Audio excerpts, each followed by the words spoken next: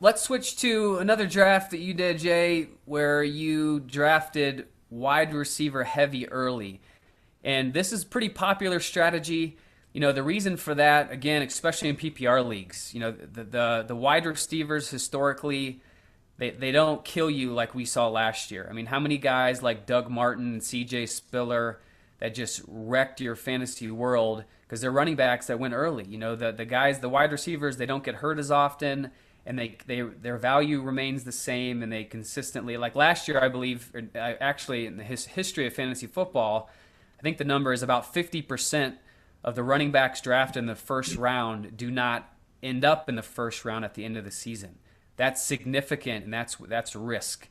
Wide receivers are not that way. They're much more every week. You know what you're going to get out of these guys, and again, they don't get hurt as often. So this is a strategy that gets used a lot, especially in high-stakes PPR leagues, and it's one that I've known many of people who've won their leagues by going this strategy. So, Jay, why don't you talk about your team and kind of the strategy in general about drafting wide receivers heavy early? Yeah. So again, we'll go over the team real quick here. The first two rounds, obviously, in a wide receiver heavy early draft, I took wide receivers. Surprise, surprise. I was drafting from the 5 hole, excuse me, and I took Calvin Johnson with my first pick, 5th overall. I took Jordy Nelson in the 2nd round. Again, grabbing a tight end early with Jordan Cameron, probably a little early in the 3rd. My first running back was taken in the 4th round. I do not like this. Pierre Thomas, who I think is going to be great in PPR leagues this year, but I don't know about having him as my first overall running back. Then I went wide receiver again with T.Y. Hilton. Took another great PPR running back in Danny Woodhead. Basically what I'm looking at here, this isn't my favorite team that I drafted when we did this, and there's a few reasons for that. First of all, while Calvin and Jordy Nelson are going to be beasts in PPR, we all know this. It's foregone conclusion.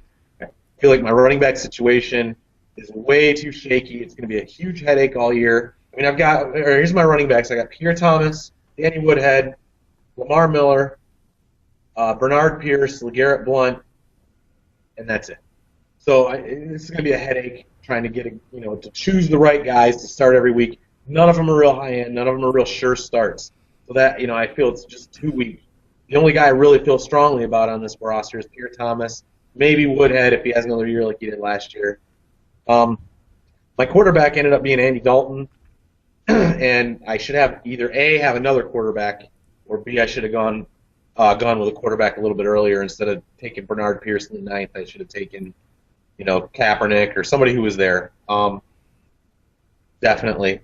I just don't know. I don't know that Dalton can hold it down alone, especially with my lack of running back talent, to backfill his points with. So, kind of concluding my ideas on this draft, I've never really been a big fan of taking wide receivers early. And a lot of people disagree with me. That's fine. It's just my opinion. The way I see it is this. Wide receivers are so deep in this league that I can get some really decent talent later on in the draft. So why should I not grab me a couple, borderline stud running backs, and maybe one receiver who's really good in the first 4 rounds, maybe 2, but definitely I'm getting a couple running backs early. I don't like this strategy very much, but that's just like I said, a lot of people disagree with me. That's my opinion. I'm a running back guy, whether I'm in PPR or standard leagues. So. Yeah. What do you well, think? and I think I think one of the main reasons you may not have liked this team is because you pulled the trigger again early on a tight end. Yeah, I agree. And I know you've been going through that phase where you're kind of trying to figure out if you want to do that or not. And I think it might have hurt you here because you ended up taking Jordan Cameron in the 3rd round. And you could have, if you had, instead of Jordan Cameron, you could have gotten Zach Stacy or Andre Ellington at that pick. They were available to you there. No, they were not. That's going the other way. I'm looking at the draft board. That's why, because it was Doug Martin, Reggie Bush, and C.J. Spiller who were available to me there. And I think that's why I see. Okay. Yep. Well, okay, yeah, I you're don't right. want any part of Doug Martin, Reggie Bush, or C.J. Spiller. In all honesty. Well, and that's fine. But I mean, okay, so yeah, I looked at it wrong. But I mean, Toby Gerhart. I mean, if my point is, if you take an additional running back, like if you're not comfortable with those guys, maybe Toby Gerhart, somebody who's streaming up the draft boards, he's probably going to get 300 touches this season, or Shane Vereen even for that matter, or the rookie Bishop Sankey who's going to get a ton of volume. Had you added another running back there instead of Jordan, then would you have felt much better about this strategy? Yeah, I absolutely would have. I think that you hit the nail on the head. If you're going to do a wide receiver early strategy, you're going to need to wait on a tight end, and I think that the rationale behind that is you're grabbing guys, you're grabbing receivers, and tight end is basically the wide receiver. You need to get, by the third round, you need to have a running back. I made a mistake there. I think in any draft, anywhere, ever, if you don't have at least one running back by the third round, you're going to be looking at a big headache all season long for sure. But like I said, Pierre Thomas and Danny Woodhead, there's a chance they may, be very good this year. Lamar Miller, we were talking about that earlier, without Moreno, and with Moreno looking like he's, deciding he wants to be fat and out of shape, and he's got knee issues. Lamar Miller may end up being a decent start at running back too. But again, call me a running back slappy. I like picking running backs.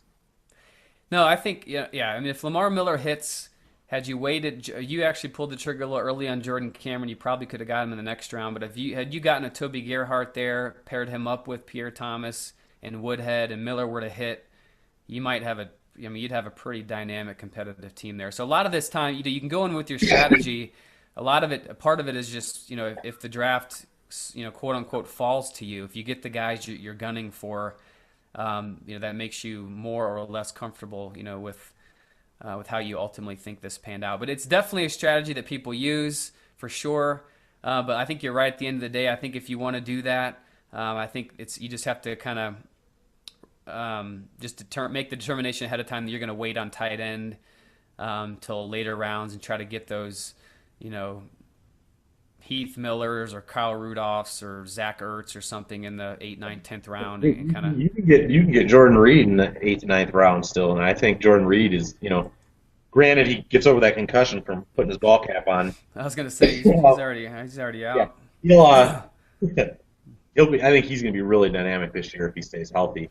Well, and let me remind listeners too. A lot of these strategies also is make this determination a little bit based on your draft order. I mean, we can't forget that.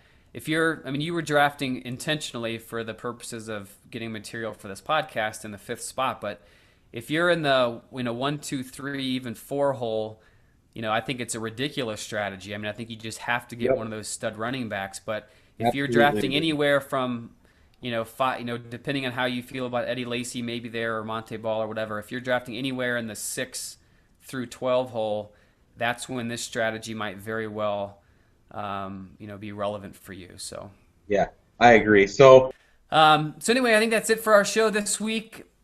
On our next show, we'll be talking about daily fantasy leagues. This is kind of where this seems to be going, and all these people are excited about these daily fantasy leagues. I know Jay dabbled in this for the first time last season. So, what are daily fantasy leagues? How do they work? How's the strategy different when you play these versus what you do on an every, week basis in redraft leagues? So we're going to kind of get into the meat and potatoes of playing daily fantasy and break that down for you. Kind of on a side note here, we'll also be giving away a free entry into a $25 league at Derby City Fantasy, or actually derbycityfootball.com. So derbycityfootball.com will be giving away a free entry into one of their $25 leagues. So keep an eye out on our Twitter account at Red Zone Warriors to find out how to win. We'll be doing some promotions here in the next couple weeks before our next live show. So in the meantime, go to redzonewarriors.com where you can watch all of our previous episodes, see our rankings, and subscribe to our show via iTunes. And don't forget to follow us on Twitter and tweet us all your fantasy football questions at Red Zone Warriors. So for the Cushman, I am Rob the Commish Smith.